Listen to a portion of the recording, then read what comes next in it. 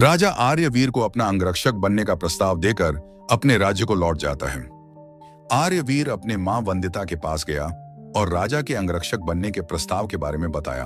वंदिता के मन में आया कि उसे राजा के अंगरक्षक बनने से मना कर दे, पर उसने सोचा कि अगर मना करती हो तो आर्यवीर जरूर उसका कारण पूछेगा, और वंदिता नहीं चाहती थी कि उसकी और सत्यवर्मा के रिश्ते के बारे में उसे पता चले, इसलिए वो चुप रही। आर्यवीर सत्यवर्मा के दरबार में पहुंचा और उसकी अंगरक्षक बनकर अपनी सेवाएं देने लगा। रोज सुबह आता और शाम को वापस अपने मां के पास जंगल में चला जाता था। थोड़े ही दिन में आर्यवीर अपनी मधुर वाणी और विनम्रता से राज दरबार में सबका मन मोह लिया। धीरे धीरे राजा को आर्यवीर से इतना लगाव हो गया कि जैसे ही शाम को आर्यवीर अपने घर जाता तो राजा का मन उदास हो जाता था। दरबार बिल्कुल सुना लगने लगता था। महल की रौनक ही गायब हो जाती थी। आर्यवीर के आने से राजा को संतान की कमी महसूस होना थोड़ा कम हो गया था, जिसके कारण वो अब खुश रहने लगा था। लेकिन साथ ही साथ ये चिंता भी बनी रहती थी कि आर्यवीर तो 4 दिन का मेहमान है, एक न एक दिन हमेशा के लिए हम सबको छोड़कर चला जाएगा। बस यही डर राजा को दिन पर दिन सताने लगा। राजा अब दिन रात यही सोचता रहता था कि कोई ऐसा रास्ता निकल जाए जिससे आर्यवीर हमेशा हमेशा के लिए उसके पास रह जाए।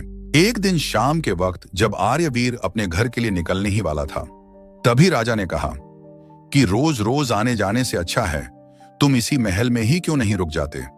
शाम के वक्त जंगल में जाना सही नहीं है। आर्यवीर ने मुस्कुराते हुए बोला कि महाराज, मैं जंगल में ही पला बढ़ा हुआ हूं। जंगल मेरा घर है। अगर मैं यहां रुक जाऊंगा तो मेरी मां अकेली पड़ जाएगी। मेरे सिवा उसका इस दुनिया में कोई नहीं है। राजा ने उसके पिता के बारे में पूछा तो आर्यवीर ने बताया कि उसका पिता उसको और उसके मां को अपने घर से निष्कासित कर दिया है। राजा ने कहा, कितना अभागा पिता है वो, जो अपने हीरा जैसे पुत्र और पत्नी को अपने घर से निष्कासित कर दिया। ईश्वर भी ऐसे लोगों को संतान दे देता है जिन्हें संतान सुख का कद्र ही नहीं। और एक मैं हूं जो संतान सुख प्राप्ति के लिए तड़प रहा हूं, पर ईश्वर ने मुझे संतान सुख से वंचित कर दिया। पता नहीं किस जन्म का सजा दे रहा है ईश्वर मुझे। यह कहते हुए राजा की आंखें नम हो गईं। आर्यवीर ने राजा की यह हालत देखकर दुखी हो गया। उसने कहा, ठीक है महाराज, अगर आपकी यही इच्छा है तो मैं कल अपनी माता से अनुमति लेकर आऊंगा और कुछ दिनों के लिए यहीं पर रुक जाऊंगा। यह सुनकर राजा प्रसन्न हो उठा। आर्यवीर अपने घर चला जाता है और पूरी बात अपनी माता को बताता है। वंदिता जैसे ही सत्यवर्मा का आर्यवीर से बहुत ज्यादा लगाव होने के बारे में सुनती है तो वो डर जाती है।